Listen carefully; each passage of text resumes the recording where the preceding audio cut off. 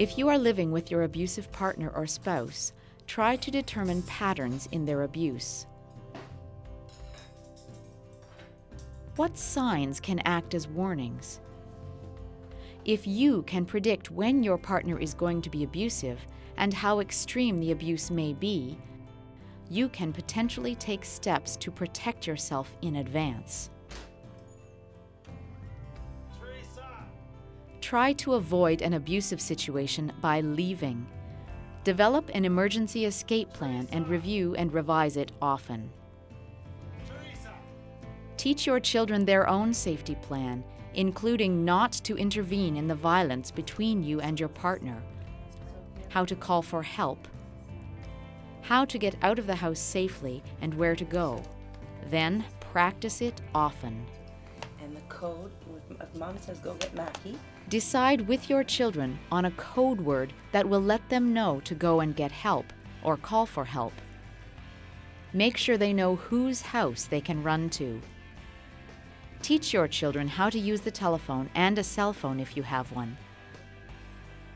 Be sure that they know who to call and when to call 911.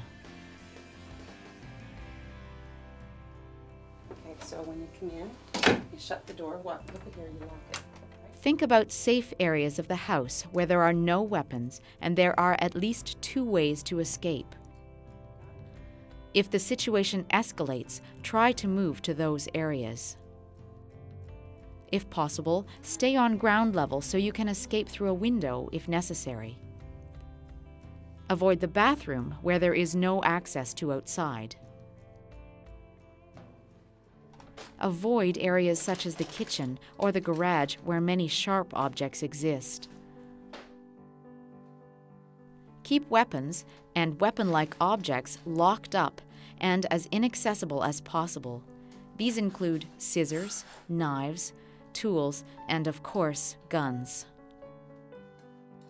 Let trusted friends and neighbors know of your situation and develop a code or visual signal so they know to call for help.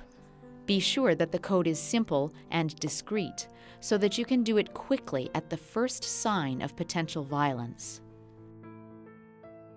Identify where you could stay, such as with friends or family or at a women's shelter, making sure it is somewhere your partner would not immediately look should you need to leave quickly.